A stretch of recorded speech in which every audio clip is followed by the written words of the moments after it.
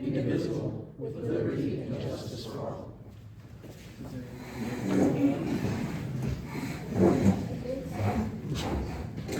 It's turned on.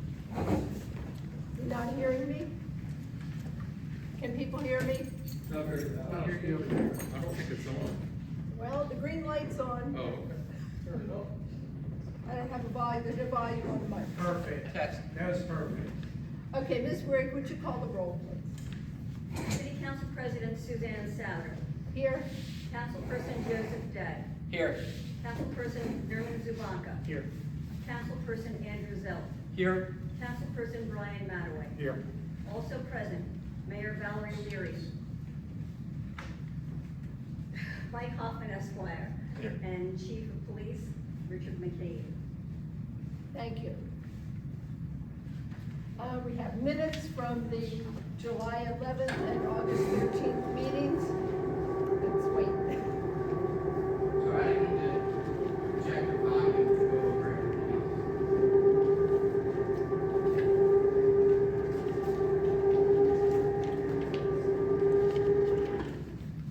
Are there any comments or corrections to the minutes from, let's start with the July ones, July 11th? Are there any comments or corrections from council? Do I hear a motion to approve the minutes as submitted? Second. All in favor? Aye. The minutes are approved. The minutes of August 13th, are there any comments or corrections to those? Is there a motion to approve the minutes as submitted? So moved. Second? Second. All in favor? Aye. The minutes are approved. Mr. Wisman, our treasurer, is unable to be with us this evening. He's under the weather. I do have the report, which I will read now. Our total unrestricted funds on hand are $10,555,999.35. Our total restricted funds on hand are $3,486,593.57, for a total cash on hand of $14,042,592.92. Those who may recall from last month, this has gone up significantly, and that's because we have received two things. We've received our state bond bill funds, which have to go into a special account because they can only be spent for the designated items for which they were approved. And we have received 91% of our property taxes for the year, which go into the general fund. And last month, Mr. Day raised a question as to why the fees for the architect that assists the Historic Area Commission were such a high percentage of what was projected for the year. And Ms. Tantillo is looking into that. I don't know if it's a lag in billing or what, but she is looking into it. Any other questions from council about the treasurer's report?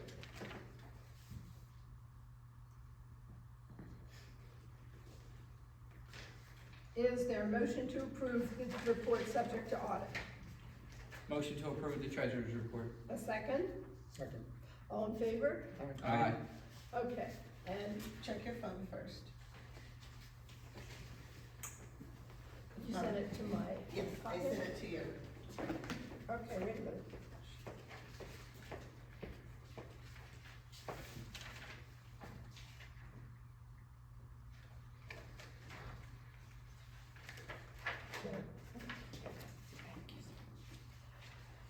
Ms. Cantillo is at training for floodplain administrators. It's run by the FEMA, Federal Emergency Management Agency, which also manages the federal flood insurance program. So it's designed for people like her who are city administrators or officials who have to administer the floodplain program. So in her absence, she has given me the following report. We are currently in the hiring process for a code enforcement officer, and there will be an additional job posting later this month for another position in the Building and Code Enforcement Department. The floating pier, the contractor has completed the driving of the test piles and the related analysis. Right now, they are awaiting a final set of calculations from their dock provider, and are hoping to have them soon. They're finalizing their schedule as to when they will be coming out to actually build the pier. We're working with the mobile stage manufacturing company to finalize the cost and the quote for the new mobile stage, and hope to place that order within a few weeks. And the city has received a notification from the Alcoholic Beverage Control Commissioner notifying us that Sycamore Wine Bar LLC on August 14th applied for a taproom license with full spirits and Sunday service for a premise at 208 Unit C here in Newcastle. And any neighbor within, I think it's a mile of that, probably received a letter at home about this as well. And we have prepared and posted a bid opportunity for fiscal year 2025 citywide paving contract. This project involves roadway resurfacing for portions of Buttonwood Avenue, West 10th Street, Kingsway, School Street, Foundry Street, and Cherry Street, all projects for which the city has received fiscal 24 and 25 bond bill awards. The bidding is open until October 3rd, and at which time, at 1:30 that day, when the bidding closes, they'll open the bids and begin the analysis to make a selection. Then a pre-bid meeting will be held virtually on Friday, September 20th at 1:30. And anyone interested should contact the city administration building to obtain a bid package. A bid package for curbing and sidewalk projects is also coming out soon. And as a reminder, the fiscal 25 tax bills are due by September 30th. Most people have already paid. As I mentioned, we've received about 91% of our taxes. Delmarva Gas Company continues their work on 3rd Street and have sent out letters with screening options. They are also looking into alternate planter options.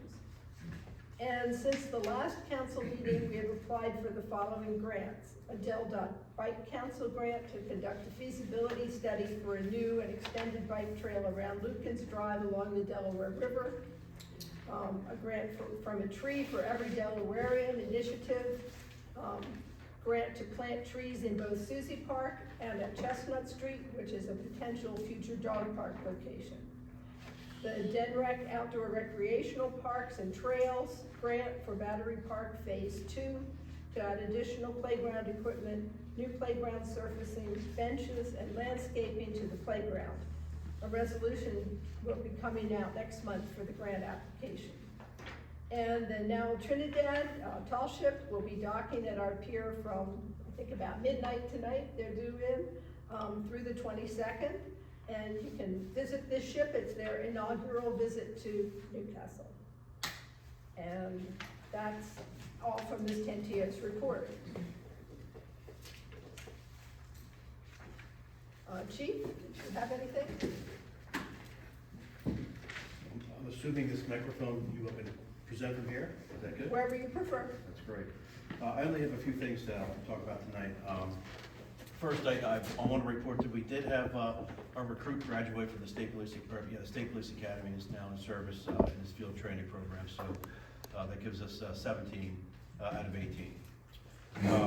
Mickey Fest has come and gone, and no issues to report from that event. Looked like we had a pretty good showing. But the footprint that we set up and the work that we did with other volunteers seemed to be effective. I did want to make note, we're going to put something on our Facebook page. I recently met with DelDOT and they outlined some projects that are going to affect this area. Nothing directly in the city, but surrounding the city that may have impact on cut-through traffic. So they were specific to talk to us because they recognize what happens when 95 or 295 closes in our area and the impact it has on Route 9. So we're certainly going to keep an eye on that. I spoke with the executive director of CCD earlier today. You're all familiar with his HOPE program that he and I are going to work with some 7th graders in some prevention training. To this point, I think he's had 2 enrolled. So it's my understanding he's going to expand to the Colonial School District to try to get some more involvement there. So our goal is hopefully within the next week, 10 days, to have a class filled and try to stay on schedule. We may have to push it a week, but we'd like to stay on schedule because the goal is to have the 11-week curriculum finished before the end of the year. before the kids go out on break. I know there's a resolution tonight to establish our Police Accountability Commission. I just wanted to announce that we do have it, our members have all been notified. Our first meeting is obviously Thursday night at 6:30 at the police department, so we're looking forward to getting that started. We're one of the first agencies, there's a handful in front of us, but one of the first agencies in the state to get this rolling. The idea for our first meeting is some introduction and then a background on the history of how we got to this point. And then from there, we're gonna turn it over to the committee themselves, so. And I believe that's all I have. Thank you, Chief. Any questions for the chief from council? Okay, thank you.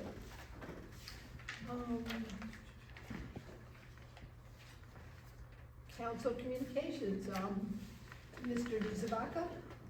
Hi, everybody. Strange to be back and not following virtually.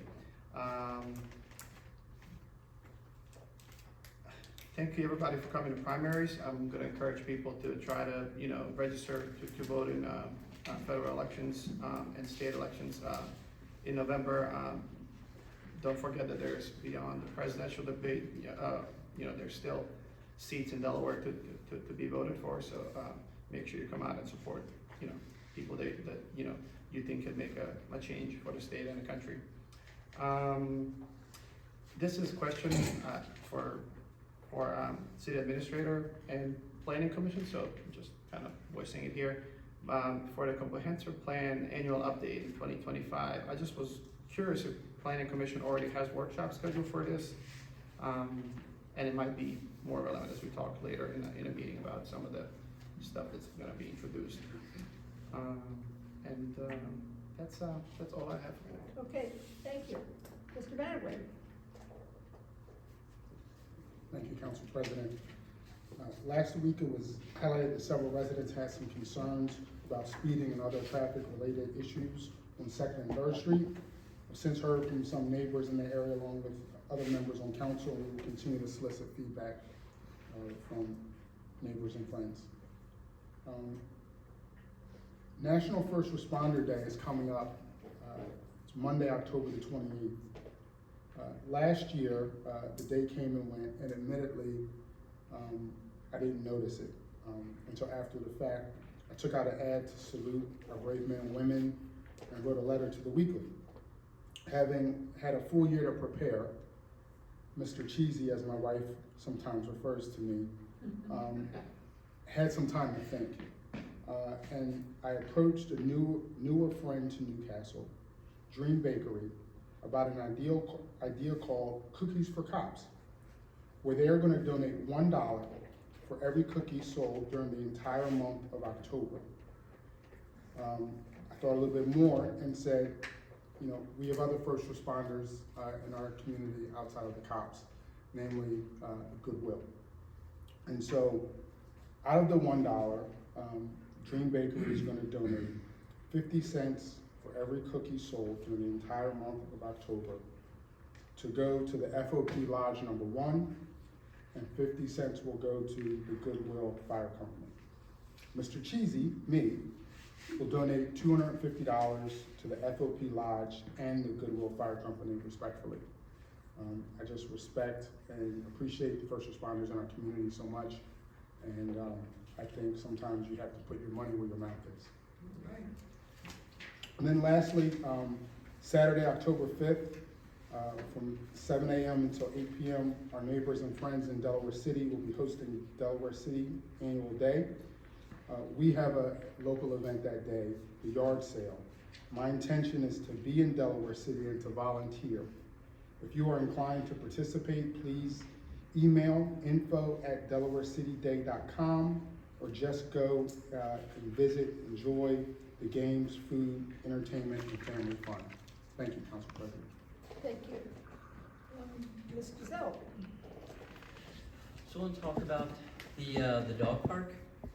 We got some information that we put out there for people to fill out a survey. We had 71 people reply to our survey. One of the main questions we asked is, would you use a dog park? There was actually 42 said yes, it was 59%. And then there was a few said no because they actually don't have a dog, which makes sense. There was actually 12 that didn't have dogs of the 71 that replied. The two main other questions that we asked was location. Locations for the Hermitage, for a dog park, and we had 37% say yes, they would use a dog park at the Hermitage. And the other question was using a dog park at Chestnut. There's a parking area there today for buses that is available and owned by the city. So, and that was 65% yes. So I'm looking to work with council here to move forward with using the Chestnut as the area for a dog park. But I think the first thing that we need to do is get a land survey to figure out what we can actually use within the area. One of the main concerns we do have with that area is a small building from Delmarva. It's a small building, but if you look on the print, it goes out a little bit. So we need to figure out if we'll need to do anything special. Potentially, if we did put a dog park there, we need something special from Delmarva to use part of their property and put a fence. So I'm requesting from council if to request a land survey of that area to see what is available for a dog park. By a survey, you mean, I think the city owns most of that land, is that correct? Yes, but we need to figure out what we can use based upon boundaries, where we can put fencing based upon so many feet from the edges of the property and things like that. So do you think we need a surveyor or simply to review the maps? Or don't you know yet? I'm not sure, that's why I'm throwing that out there. Okay. I guess we could start with a review of the maps and see if that gives us enough information, and if not, then we may have to go to the next step. I mean, there's some money allocated for the dog park, so if you need a surveyor, that would come out of that money. All right, Does that sound reasonable to everybody? Can I ask a question? yes, It sounds reasonable. Well, just wondering if on top of that location, if at least one more location can be thrown into a hat and just one with already built parking lot, and I'm thinking right in front, where Goodwill kind of has, the ramp, so that little grass there in front of it where the cars park between the trail and, there's a little shade there already, so not the progressive art area, but the one closer to the water, so I don't know if that can be considered as one of the locations. Or the location at the, Bull Hill potentially. So just something to think about. That's more local. I like the Chestnut location a lot, but just wondering if the committee has considered these locations as well. we've looked at those other scenarios, but, on the riverfront for both of those scenarios is putting up fencing. We'd rather keep it the way it is so it can be seen. And this area is a little bit off the beaten path and is available for use and owned by the city. Yeah, the land by the Progressive Club owns some of that land, and as I understand it, the rest of the land going up towards the Sail Club is owned by the trust. Okay, so that the one in the back Toward- could be, but towards could the be a road. could be potential solution because we could fence that because it's not. But it's not the but city, it's so not that city would owned. add another layer of complexity to it. And the land on Bull Hill, I assume you mean beyond the playground, that open space beyond the playground. Yeah, nearby. That's there. also trust land, I believe. I think so, yes. Mr. Baldini shaking his head yes. So, again, if it's land the city already owns, it makes it simpler. I understand, but we're also looking at Hermitage at the same time, so that's Yeah. why I'm throwing these other locations. That's all I have. Okay, thank you. I'm gonna go ahead and do council or president communications now. You want Joe? Oh, pardon me, sorry, Mr. That's Dunn. okay, that's okay. I just have a few items. So I did post on Facebook, the Old Newcastle Litter Crew, now that summer is past, we're gonna start events again. Our next event is September 29th at 4 p.m. We'll be meeting, right down on South Street at the old SPCA, Rochus Eliasons, whatever you know it as. And we'll be, doing, 7th Street and Washington Street. I know it was mentioned earlier in the city administrator's report, we have been working diligently to try and get the contract done for the band shell. It looks like our final price is going to be a little bit over $121,000. The other good news is that there is one already built. and we're trying to get that one so that we have it, you know what I mean, in time, so we're not waiting an additional 6 months. I have been working with some of the former members of the Bull Hill Boatyard. We had 3 or 4 cleanups down there, and it really looks a lot better. We picked up a lot of the wood, a lot of the trash. It's getting there. I did turn over a copy of the old lease from the boatyard to the city for our city attorney to look at it, make suggestions, changes, and I do anticipate that coming back either in October or November to council so we can discuss and possibly vote on it. The boatyard members have been, we had to clean it up and get some things done there in order for the insurance company to come out and actually give a price. So they've been working diligently on that. I also just wanted to announce that I will not be here next month. At the next month's meeting, I have my wife and I will be out of the country. It's our 30th anniversary, so I won't be able to make it even virtually, but this is so everybody knows. That's all I have. Thank you, Thank Madam you. President.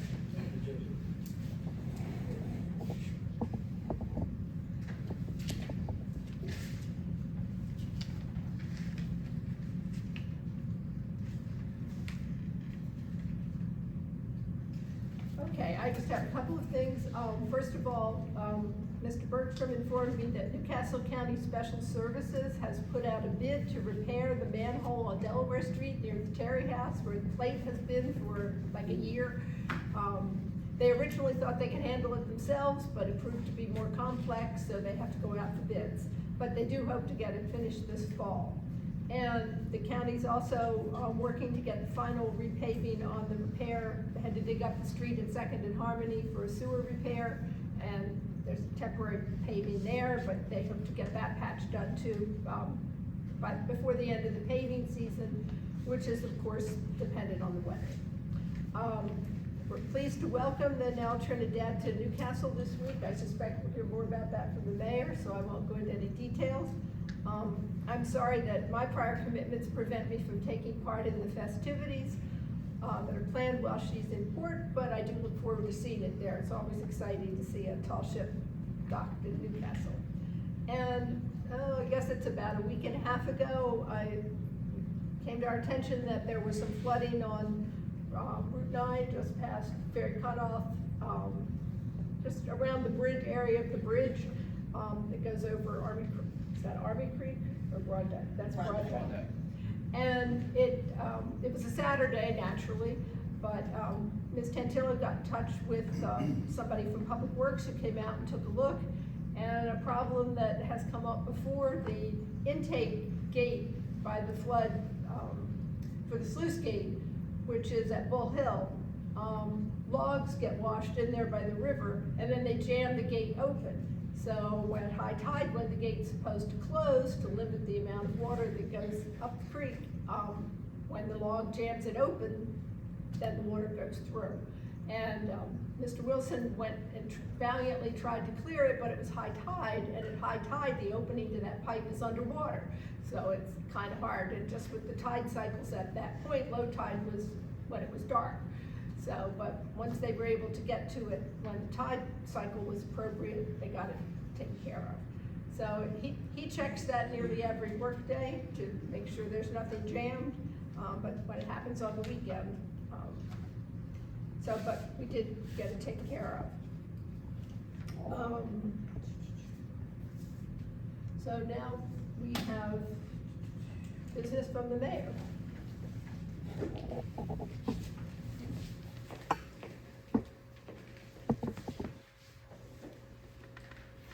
Even though it happened a week ago on September 11th, I would like us all to stand, if you are able, and to have a moment of silence for Patriot Day, a day of remembrance for victims and first responders.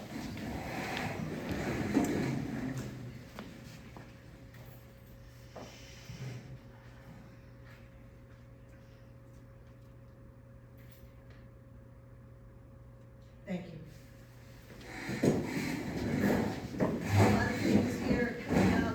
Again, the Neo Trinidad is coming in around midnight tonight, so it will be at the dock. You'll see it tomorrow morning. If you happen to be out there around midnight tonight, you can be more than happy to take a trip down there. They'll be taking care of some logistical things tomorrow. The Coast Guard will come in on Thursday morning and make their check for the Neo Trinidad, and then there will be an opening ceremony on board at 10 a.m. And Friday night is the Making Waves party, which you will find event link on Facebook, and that is music, food, beverage, and tours of the ship. We're encouraging all artists, photographers, and such to visit the ship and memorialize its visit with whatever art medium that you do. The Market on the Green is still occurring and will occur through October 12th, and it will be weekly. The only thing that might hold it up is truly adverse weather. The Belgian Beer Fest and Art on the Green take place on September 28th, and that's always a great event. So be sure if you don't have tickets for the Belgian Beer Fest, you want to go, there are a few still available, and also be sure you get out on the Green. We just had our elections, as mentioned here. For those of you who may not be registered to vote, I encourage you to go to vote.gov, select the state, and register to vote if you are not, or check your voter registration if you have any concerns. You know, during elections, it's normal to have differing opinions from your neighbors. And let's remember, though, what brings us together as a community. Because really, the final thing we all care about is the well-being of our friends, our family, and our neighbors. That's all that matters. Even if we don't agree, showing respect, kindness, and willingness to listen helps keep us connected. It's okay to feel strongly about things, but being thoughtful and understanding will always help us move forward as a united group. Elections are temporary. They happen every 4 years or more, and our relationships with one another are lasting.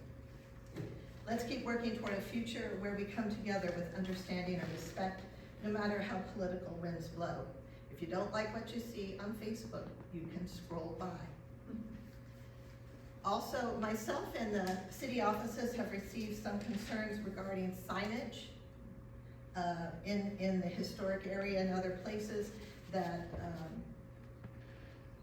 initially appear to be not in line with our current sign code. But I would like Mr. Hoffman, our attorney tonight, to weigh in on this concern. Thank you, Mayor. Mike Hoffman, Connolly Gallagher. Our office is aware of the question that has been raised, and I can't, for obvious reasons, get into legal analysis in an open session, but what I can say is that it's a nuanced question. It's a question that has become even more nuanced in recent years, but again, our office is aware of it, and we are working with the city manager. Thank you, Mr. Hoffman. That's all I have. Thank you, Mayor.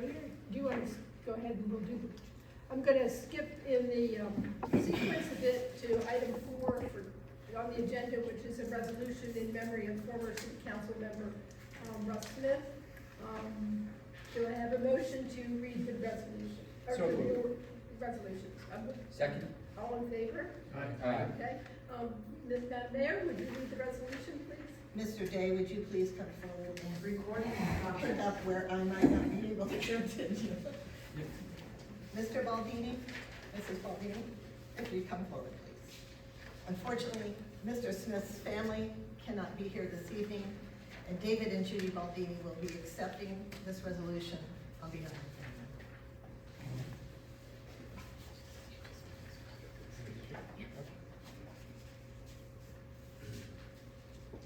family. Resolution 2024-38, resolution of condolence for Mr. Russell Paul Russ Smith.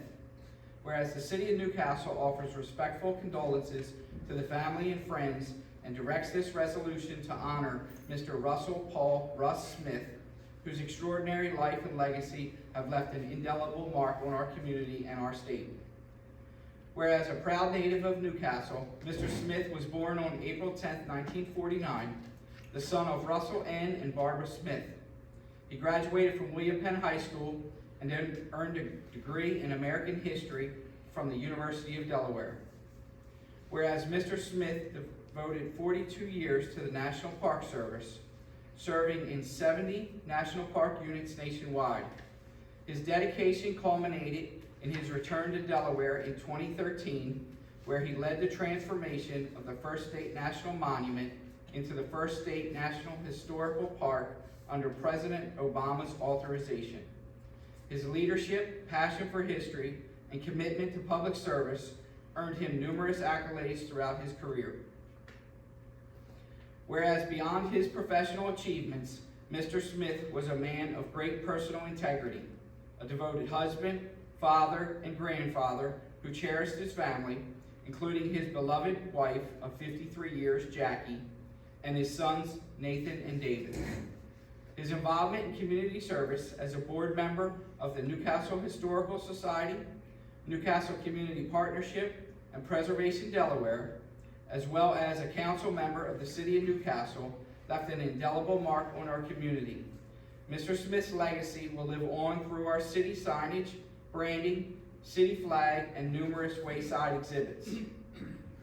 Whereas Mr. Smith's remarkable life touched and enriched the lives of many, his absence, a void that cannot be filled, will be deeply felt by all who knew, loved, and admired him. We join his family and friends in celebrating a well-lived life and extend our heartfelt condolences to his wife Jackie, sons Nathan and David, sister Kathleen, and their extended families as they remember him with pride and affection. His absence leaves a profound and irreplaceable void in our community. Now therefore, be it resolved, the City of Newcastle adopts this honorary resolution to recognize Russell Paul Smith and his legacy of dedication to history, service to the community, and family. May his memory continue to inspire and uplift those he leaves behind. Signed, all of council.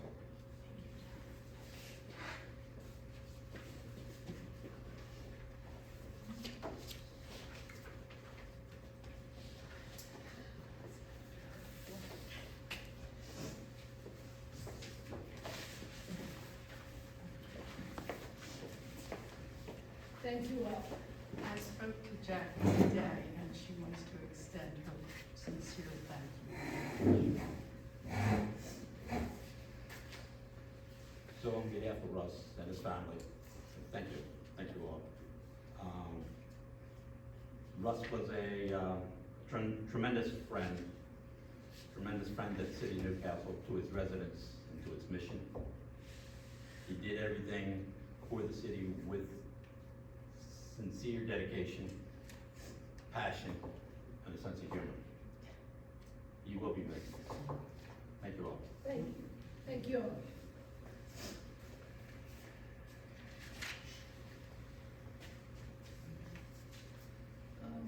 Captain Moore, are you doing the Goodwill report?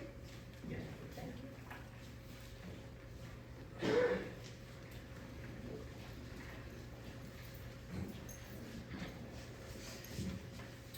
Good evening. Just have a few things for tonight. Unless there's any questions with the August report. Any questions from council about the report? Thank you. On a training note, some may have seen a lot of boats, smaller boats out on the Delaware River on September the 9th. That was part of our boat operations class that was held. There was 12 individuals made up from the full-time career staff, part-time staff, and members. So the first part was held right out in the Delaware River at Battery Park, and then the second part of that was held the next day at a different location up in over in New Jersey. Earlier, the first week of September, 18 individuals comprised or made up of the same career, part-time, and members completed the Swiftwater Technician class. So everybody passed. So one thing with training, it never stops. These two classes were advanced skills. So it's good to have a lot more individuals that are able to do these skills and for the city and neighboring. Excuse Excuse me, did you say this was open water rescue? It was, one was a swift water rescue Swift. technician class, and the other one, was a rescue boat operator class. And that's it for training. On the recognition part, this week is the Delaware Firemen's Convention, down in Rehoboth. 2 members from Goodwill, were recognized for their years of service. One, Lois Onischuk, she was inducted into the Ladies Auxiliary Hall of Recognition. She has 64 years, with the Ladies Auxiliary, with Goodwill. And Bill Emery was recognized with having 50 years of service, with Goodwill Fire Company. So, kudos to both for long service. And that's all for my report. Thank you, Captain Moore.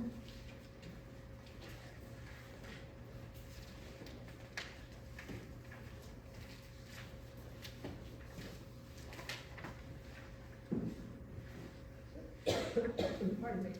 Okay, public comments, the usual rules. Please state your name and sign in. Is the sign-in sheet there, Ms. Greer? Yes. And everyone gets 3 minutes. Mr. Zelf is our timer.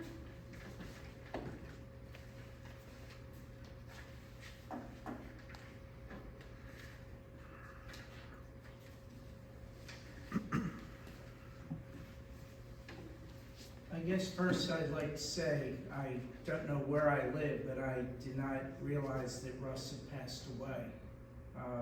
We obviously didn't see eye to eye a lot, but my takeaway from it is he was a mensch, just a really good guy. Not the greatest, not the tallest, not the best, but he was just a good guy. So I'll miss him. On to something else. The dog park. I sent everyone pictures and my opinion again this evening. Unfortunately, I diddle-dally, and it got to you probably after you left home. But I've evaluated the parking, the areas. On the average, Chestnut Street only has 8 open spots for parking at any given time during the day. That's the wrong place. Between the parking by the boat club, the tennis courts, and the circle, there's 80 spots, which on the average there's 25 spots spread out between any of them. So I firmly believe that in the park where a family can bring their dog, can have their kids at the playground, and maybe do a picnic walking along the water, that's the only place for it, in my opinion. As far as the funding, I also sent pictures of a couple dog parks where they have signage from suppliers, builders, contractors that offset the price, because I had talked to the municipalities where it offset the price. There's no way that we as residents should be paying $85,000 for a dog park. Not a chance, no way. So I think it should be subsidized by signage and suppliers. Buttonwood Drive. Again, I go down there once every 6 weeks and check on Lucan's Drive. I have pictures and I'll send them later. For the 7th time in the last year and a half, the lock is not secure. Somebody ripped it open. And I do have 2 residents from Buttonwood that say that steel's lifted over the fence at the circle at the end by the company. Either it's going to be secure or it's not. Can't talk about it and say it will, but it never is. The residents in Buttonwood are concerned.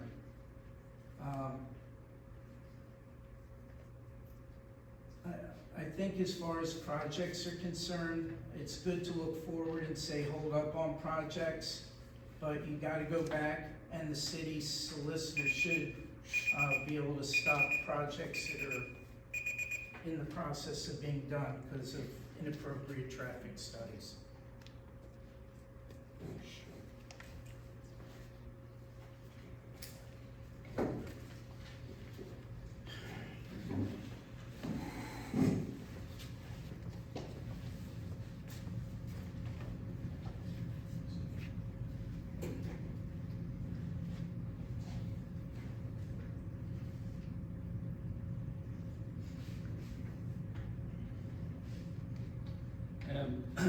Carl Benson, 47 East 2nd Street.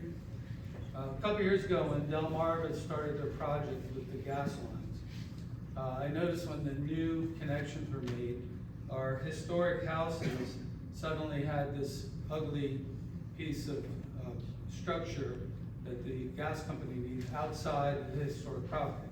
I was very concerned about that. It takes away from the whole view of the historic area. But when I inquired about it, they said that Delmarva would come back and put covers on them that were historically appropriate. Recently I received this letter in the mail, has 3 options on it. None of them are historically accurate. Not that we're ever any situations where we would have these covers in the historic times, but you can at least make a structure that looks a little more historic. I built one, many of my neighbors built one out of wood. It kind of blends right in with the siding of my house, and it's not a ugly piece of lattice or whatever Delmarva thinks is appropriate. I was also told that the Historic Area Commission would be involved in picking out these covers, and I understand they have not been consulted at all. So I wish you would contact Delmarva and see if we can work this out. The city deserves to have something better looking than a piece of lattice or a planter to cover their devices. My second question is, who is the acting code enforcement person at this time? Doesn't seem like there's any code enforcement going on at all throughout the town. I know it's a problem, you've had difficulty finding a person, whatever it may be, but somebody does need to do the job. Thank you. And give us a minute.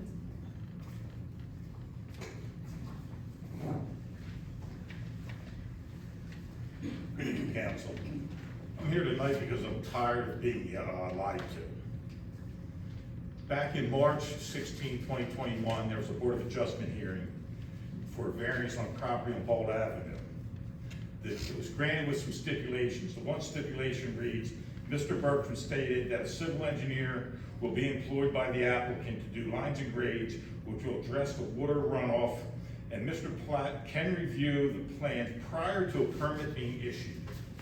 His lawyer also makes a very similar statement in that ruling. The permits were issued by Bergstrom February of 2023. The house was completed in probably March 24. All of a sudden I have a cascading water coming into my yard and in my shed. If you read the Board of Adjustment hearing, Madam President, I will leave it with you if I can. Sure. You can pass the council. It clearly states that the water will run to Bald Avenue and it will run to 11th Street. He has not met those requirements. I had a meeting with Mr. Bergstrom and the city administrator in June. I was told the bond would be pulled. I was told no CO would be issued. I was told, I forget the third one, but all of those are lies. There was no bond pull. Bergstrom said it was too expensive. He said the CO didn't have to be issued because it was an original CO, because it wasn't a demo project. And there are people living in that house. And I'm sorry, I got a little off track because I found this email that I FOIA'd.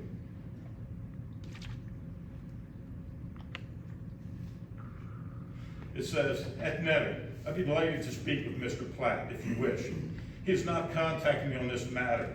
His claims are obviously baseless and reluctant. I have been reluctant to expend city resource in an attempt to prove a negative. He, however, is a reasonable ex-politician. I'll have no trouble attending a meeting with him or giving him a cold call. Let me know how you feel. I don't know if Mr. Bergstrom can read it, but here it is in writing. Water has to run to Bald Avenue or 11th Street. There's just no other reason. It's clearly, and then Mr. Day, I went back and I looked at your ordinance, 534. You put in there, section F, if an applicant does not meet the requirements of the board, there's clear procedures to follow. This has been going on since April. We have a city administrator that does not return emails. She doesn't return phone calls. It takes weeks for that. I have to do 3, 4 follow-ups. My shed is inundated with water whenever it rains. The mayor called my neighbor, and I went to visit my neighbor, called her in May, and she said she'd do a follow-up. That still hasn't happened. Madam President, before I finish, I would like to thank you. I have contacted you in the last 2 weeks. You have been very efficient in responding. Your answers are iffy. I think Mr. Bergstrom's lying to you also, but that's just my opinion. Let's go from there. You can only operate with the information you have. And if anybody wants to listen to the tape of the meeting I had with Bergstrom, the administrator, I have it. Thank you. Thank you. Congratulations, sir.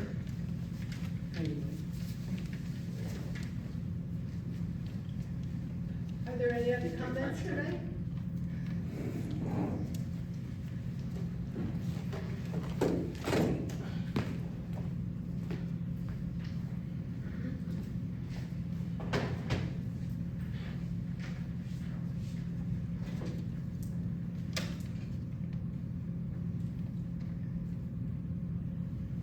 My name's David Connell. I used to live at 725 Congress Street. I've been there for 15 months now, been basically functionally homeless. So my house has been turned into a death trap as far as I'm concerned. It's no longer safe to live in. During that process, all that happened, she, about a year and a half beat down, cost me over $600,000 from various parties, locally and statewide. During that beat down, I'm kind of puzzled, man, what the hell's going on? I didn't do nothing wrong. So because I know a few people, I went downtown here, I had a conversation with a former police officer, which I've known for over 20 years. I explained to him what happened, I was sitting there right in his living room. He looks at me, after I'm done telling him what's going on. He says, they've done that to 4 other people. I was getting kind of shocked, and he starts going into the scenario where you get arrested, you're just beat senseless by the court system, financially devastated, beat down to push that civil limit of 2 years to sue time, make sure it don't happen, nor do you have the resources to sue anybody again. I went through that. The 4 people I would like to speak to about this is Carol Livingston, Angela Rospoli, and Carol Willing. I don't know who the 4th one is. The only other 4th person I know that had real estate development issues is John Wheeler. Of course, he's not around anymore. Of course, the 5th person who went through this with me. I was arrested, basically kidnapped, falsely accused, tormented, threatened, tortured, and when I pissed him off, didn't bow down and kissed the ring. 2 murder attempts. But as far as personally is concerned, I'm destroyed. My trade's destroyed. I liquefied $187,000 of annuities. Savings are wiped out. No longer have a home. I'm homeless. It's a hell of a place to live in. Hell of a place, I must say. But the point being, this is not happening to one person. Apparently there's 4 others. So serial kidnapping, serial false charges, serial terrorism. I mean, what the hell is going on here? Honestly, I want to research it. I want to research these names. Everybody that knows these people, they're still alive, but I can speak to them. And anybody else been attacked by the city? 725 Climber Street, drop a note in my box. My phone number is 898-8720. Again, 898-8720. But personally, I wouldn't be seen with me in public because you put your own life at risk. Thanks.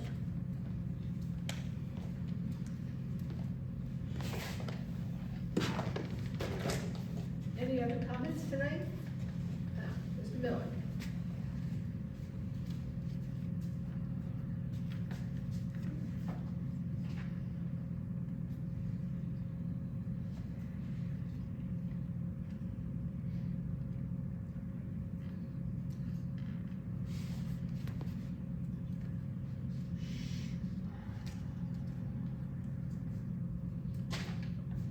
Yeah, just want to talk a little bit about this dog park situation, which I'm obviously dead set against, but I had a couple questions for you. Number one, you had a survey, 42 people said they would use it, and I'm to take that as a mandate? I mean, do you seriously think that's a mandate, because 42 people said that they would use it? I don't want it at all. I certainly don't want it anywhere near me, and it sounds like that's where you're putting it. Okay, that being said, I agree with what was said earlier, $85,000 is ridiculous. We got a grant for the playground. Why can't you get a grant for a dog park? I mean, I can't imagine what kind of a dog park costs $85,000. But beyond that, we were also told it's COVID money, so maybe some people are looking at it like, you know, it's found money. It's not found money, it's all taxpayer dollars. Okay, the government has no money of its own. Any money it gets by collecting taxes, okay? The other thing is, it's not just $85,000, is it?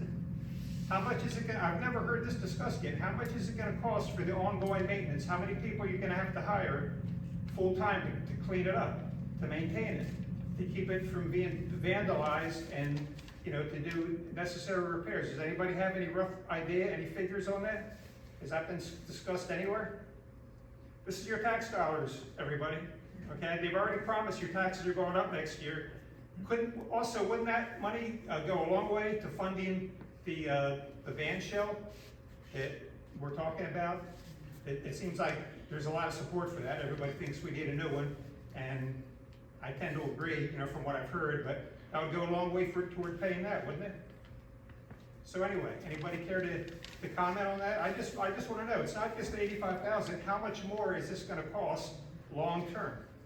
And once again, 42 people say they will use it. That's hardly a mandate in a city of over 5,000. Okay? You need to reconsider this. You can get funding for it and put it somewhere not near where I drive through every day, then I'll shut up, okay? But as the way things stand now, this is just absurd.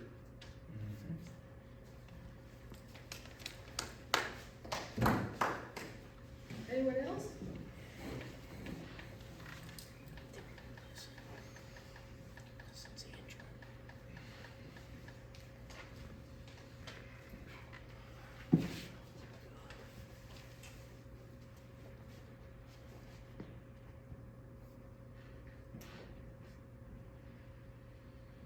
My name's Dave Baldini, and I'm 419 South Street.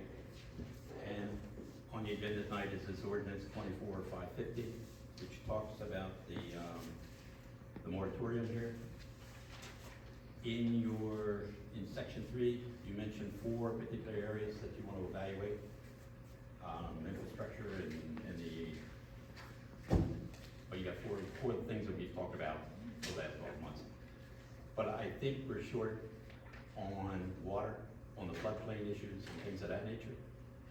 And also the Superfund issues, the 2 or 3 Superfunds you got within the town, and then you have East Basin Road, which is at the edge of town in some spots.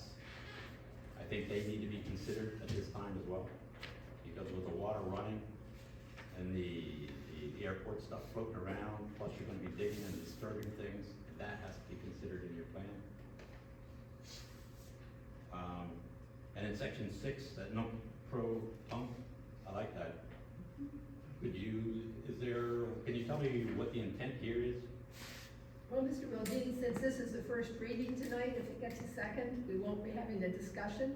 But before it goes forward, it'll go to planning, and then it'll come back to us, and we'll have a public hearing and a discussion.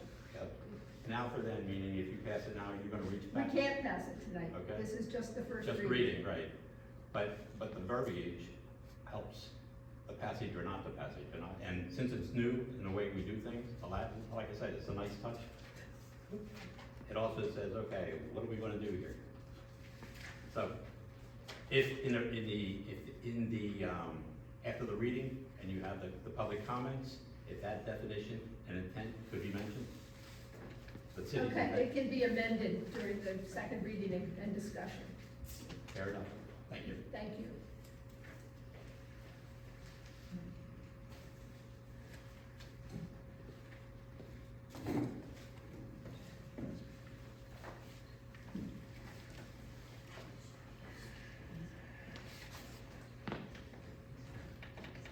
Anyone else? Okay, the next item on the agenda is a resolution 2024-25 to confirm the mayor's appointment of Susan McLaughlin to the Board of Health. Is there a motion to read the resolution? So moved. Second? Second. Okay, I will read the resolution. Whereas Newcastle City Council Code provides that the mayor of Newcastle appoints 6 members to the Board of Health, subject to confirmation by the City Council for 2-year terms. And whereas there's currently a vacant position on the Board of Health due to the resignation of Dr. Joanne Viola, and whereas the City Council proposes to confirm the mayor's appointment of Susan McLaughlin to fill the unexpired term ending on October 9th, 2025. Therefore be it resolved that the City Council hereby confirms the appointment of the following person to the Board of Health. Susan McLaughlin, Board of Health, term ending October 9th, 2025. I believe council should have gotten the resume that Ms. McLaughlin provided. So if anyone has any, as you can see, she has extensive background in drug addiction and alcohol treatment, which is something, a skill set not currently covered on the Board of Health. So that this would be a good addition. Are there any comments or questions? I don't know, I've talked to Ms. McLaughlin on the phone, but I don't know what she looks like, so I don't, she's not here? Okay. So if there's no further questions, I guess we're ready for a vote. Is there a motion to approve Susan McLaughlin to the Board of Health? So moved. A second? Second. All in favor? Aye. Motion's approved.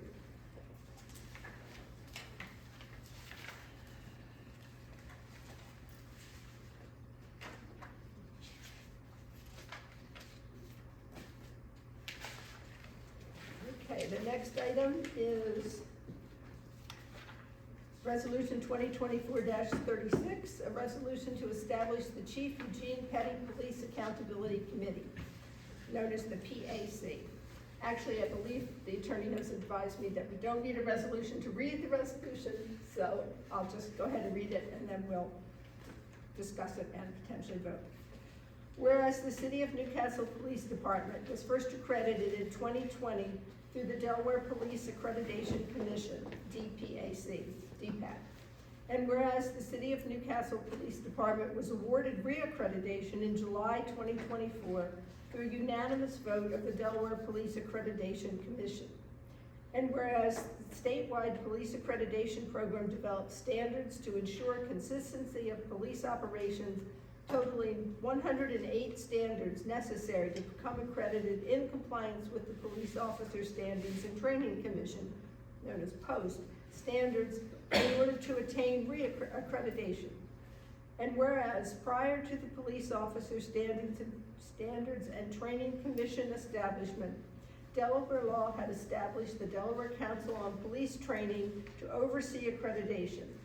And whereas in 2023, House Bill 206 was approved and amended the Delaware Code related to Police Officer Standards and Training Commission and provided for many things, including establishing Police Officer Standards and Training Commission, and also issuing guidelines for local police oversight commissions or boards. And whereas Chief Eugene Petty was the first African-American chief of police for the City of Newcastle and made significant contributions to the City of Newcastle Police Department. Now therefore be it hereby resolved that the City of Newcastle shall establish the Chief Eugene Petty Police Accountability Committee, PAC, in accordance with Delaware Code. Be it further resolved that the Chief Eugene Petty Police Accountability Committee will be established by the Chief of Police to appoint members of the community to serve on the board to provide advice to the department on policy, training, how the department engages with the community, and other issues related to or affecting the department and the community served by the department. Are there any comments or questions? Mr. Mattaway, I know you've been involved with this. Did you have anything to add? I would just like to thank the chief for taking leadership amongst the police community, amongst his counterparts in the state. This is something that is effectively mandated, but with anything new, there are people that may have hesitancies to get on board, and our chief did not flinch. He moved proactively and actually wanted to do this before it was mandated. So I appreciate him and his visionary leadership. Thank you. Any other comments or questions on this? Is there a motion to approve resolution 2024-36? So moved. Is there a second? Second. All in favor? Aye. The resolution is approved.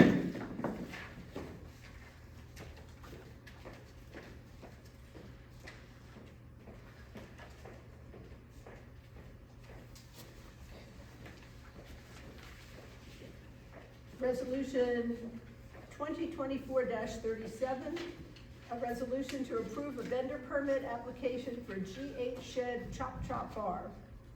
Whereas the City of Newcastle Code requires licensing of vendors within the City of Newcastle, and whereas GH Shed Chop Chop Bar has petitioned to be considered for a vendor's permit and has supplied all of the required documentation, including insurance, State Health Department certificate, and City of Newcastle business license. Now therefore be it resolved that the City of Newcastle has granted GH Shed Chop Chop Bar a vendor's permit to sell food and drink in calendar year 2026 at the following location, the Delaware Street Wharf area. Council was given a copy of the permit application, the insurance, the health department certificate. This vendor would provide a different type of food than is currently provided by our other vendors. Mobile vendors, the hot dog truck and the ice cream are the only two other mobile food vendors we have in Newcastle. Is there any discussion or questions about this?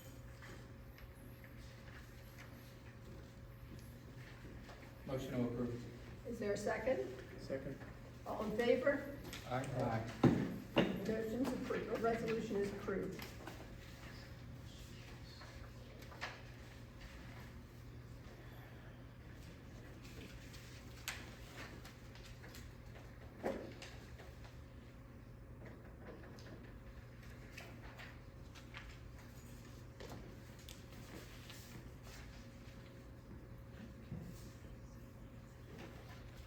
Okay, and then the next two are the first readings, as we mentioned, ordinance 2024-549.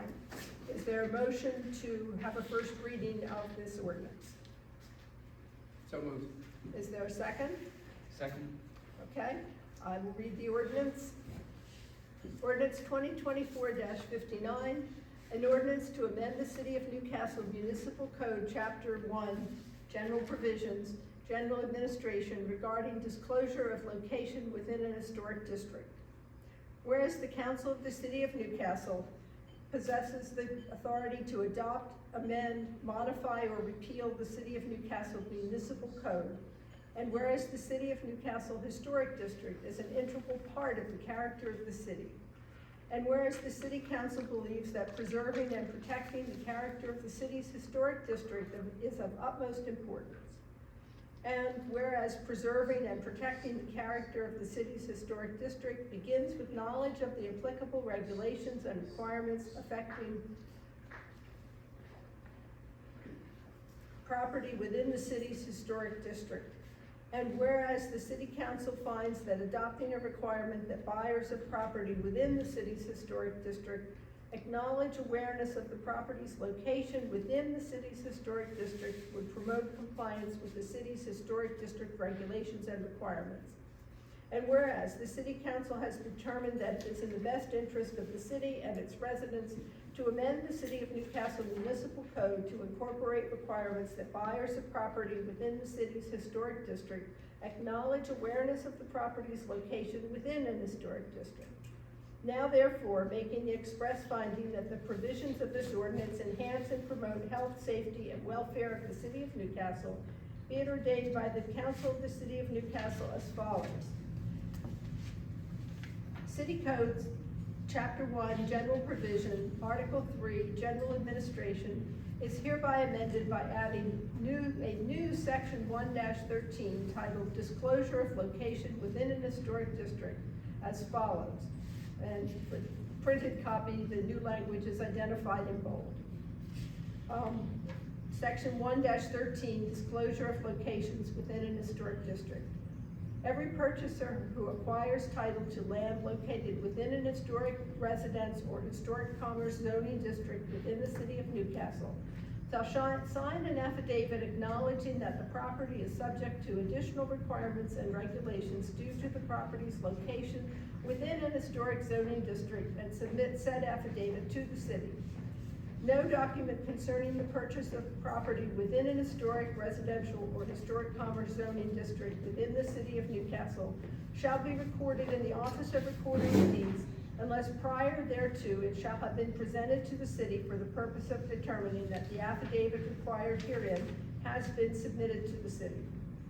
Section 2. If any section, subsection, sentence, clause, or phrase of this ordinance is for any reason held to be unconstitutional or invalid, such decision shall not affect the validity of the remaining portions of this ordinance.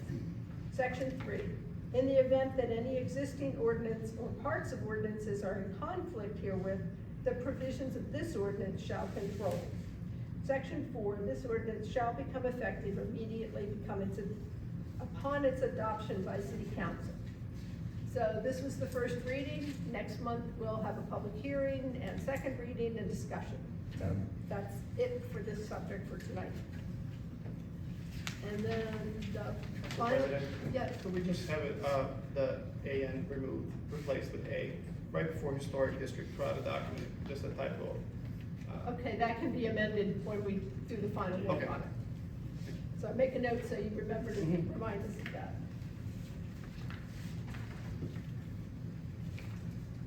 Okay, and the final item for tonight is another first reading of potentially of ordinance 2024-550, an ordinance to impose a temporary moratorium on the acceptance or consideration of all applications proposing multifamily dwellings with more than 15 residential units, including as part of a mixed-use development, to allow the city council time to review its comprehensive development plan, city code, and applicable regulations regarding such development. Is there a motion to move forward with reading this ordinance? So moved. Okay, is there a second? Second. Okay. Mr. Mattingly, would you read this one? My voice is wearing down a bit. Thank you. An ordinance number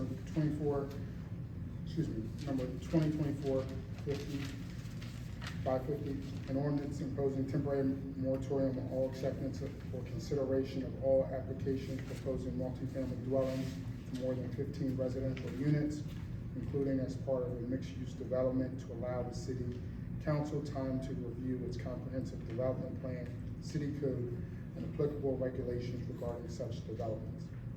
Whereas the council of the city of Newcastle is entrusted with ensuring the harmonious development of the city of Newcastle, as well as with preserving, protecting, and enhancing the present and future health, safety, order, convenience, prosperity, and general welfare of its citizens of the city of Newcastle. Whereas the recent emergence of large multifamily developments within the city of Newcastle has highlighted a need to evaluate the appropriateness of existence requirements and regulations governing such developments in advancing and protecting the health, safety, and welfare of the city of Newcastle. And whereas the temporary suspension of consideration of all applications proposing multifamily dwellings with more than 15 residential units is necessary and appropriate to afford city council time and the opportunity to evaluate comprehensively the appropriateness of existing standards, the feasibility of regulatory alternatives, and the wisdom of new standards, including concerning applicable terminology, definitions, criteria of approval, and process. And whereas the city council has determined that it is in the best interest of the city and its residents to impose a temporary moratorium to and including December 9th, 2025, on the acceptance for consideration of all applications proposing multifamily dwellings with more than 15 residential units within the city of Newcastle. Now therefore, making the express findings that the provisions of this ordinance enhance and promote health, safety, and welfare of the city of Newcastle, be it ordained by the council of the city of Newcastle as follows. Section 1. A moratorium shall apply to stay applications proposing to establish, development, or construct multifamily dwellings with more than 15 residential units including as a part of mixed-use development in the city of Newcastle, submitted after the date of introduction of this ordinance. During the temporary stay, the city of Newcastle shall not accept any applications, including plan and permit applications proposing multifamily dwellings with more than 15 residential units. Section 2.